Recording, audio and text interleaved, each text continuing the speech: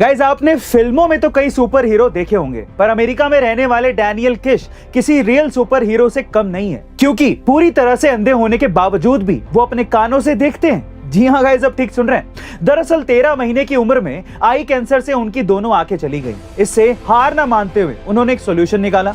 वो अपने मुंह से आवाज निकालते हैं और उस आवाज की इको आसपास से टकराकर जब वापस उनके कानों में पहुंचती है, उन्हें सब कुछ साफ साफ पता लग जाता है कि आसपास क्या है। बिल्कुल उसी तरह जिस तकनीक से चमगादड़ रात के अंधेरे में देखते हैं, ये इतने माहिर हैं कि रात के अंधेरे में भी इंसानों से बेहतर काम करते हैं, जिससे लोग उन्हें किसी सुपर हीरो से कम नहीं मानते। गाइस, आपका इस इंसान की सुपर पावर्स के बारे में क्या कहना है कमेंट सेक्शन में जरूर लिखेगा। गाइस, इन हैरान कर देने वाली तस्वीरों को देखकर आपको भी नहीं समझ आ रहा होगा कि आखिर ऐसा बैलेंस कौन कर सकता है, लेकिन ये इम्पॉसिबल काम पॉसिबल है। पर यह अनोखा कारनामा करते हैं कोरियन बैलेंसिंग आर्टिस्ट रोकी ब्यून।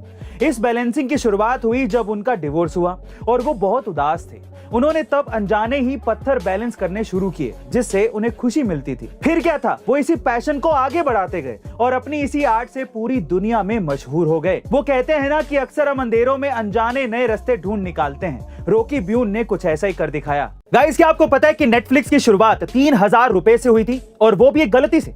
लेकिन आज वही नेटफ्लिक्स करोड़ों रुपयों की कंपनी बन चुका है। लेकिन कैसे?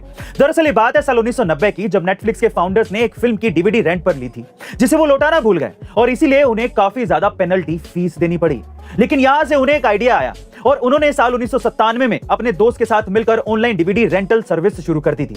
और फाइनली साल 2007 में ऑनलाइन स्ट्रीमिंग भी, जो एक अलग ही लेवल की टेक्नोलॉजी थी, जिससे कंपनी को बहुत ही ज्यादा फायदा हुआ। लेकिन नेटफ्लिक्स एक्सक्लूसिविटी वाले आइडिया से और भी ज्यादा पॉपुलर हो गया। एक्सक्लूसिविटी का मतलब यह है कि आपको बहुत सारे शोज, मूवीज, स्पोर्ट्स, इवेंट सब आपको सिर्फ एक ही जगह पर मिलेंगे और कहीं नहीं, जिससे आज नेटफ्लिक्स पर 22 करोड़ वर्ल्ड वाइड यूजर्स हैं और उसकी वैल्यूएशन $83 बिलियन है। गाइस, गलती से बना ये प्लेटफॉर्म आज पूरी दुनिया में पॉपुलर हो चुका है। आपका इसके बारे में क्या ख्याल है कमेंट सेक्शन में जरूर लिखिएगा। गाइस, क्या आपको पता है कि अडानी जी 80,000 करोड़ की सीमेंट खरीद रहे हैं और इसीलिए उन्होंने एसीसी और अंबुजा सीमेंट में करीबन 26% का स्टेक खरीदा है। लेकिन अब सवाल यह उठता है कि इंडिया के सबसे अमीर आदमी को इतनी क्या जरूरत पड़ गई?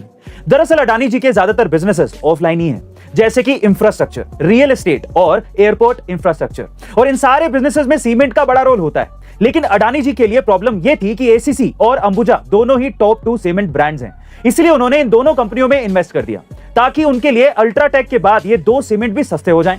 लेकिन अडानी जी ये अच्छी तरह से जानते हैं कि आने वाले समय में करीबन 100 स्मार्ट सिटीज, 200 एयरपोर्ट और ब्रिजेस बनने जा रहे हैं। तो इसमें अगर उन्हें सीमेंट जैसे रॉ मटेरियल सस्ते मिल गए तो आसानी से गवर्नमेंट का ये कॉन्ट्रैक्ट उन्हें मिल जाएगा। गाइस, अब तो आप समझ ही गए होंगे कि अडानी जी क्यों इतना इंटरेस्ट ले रहे हैं सीमेंट खरीदने में।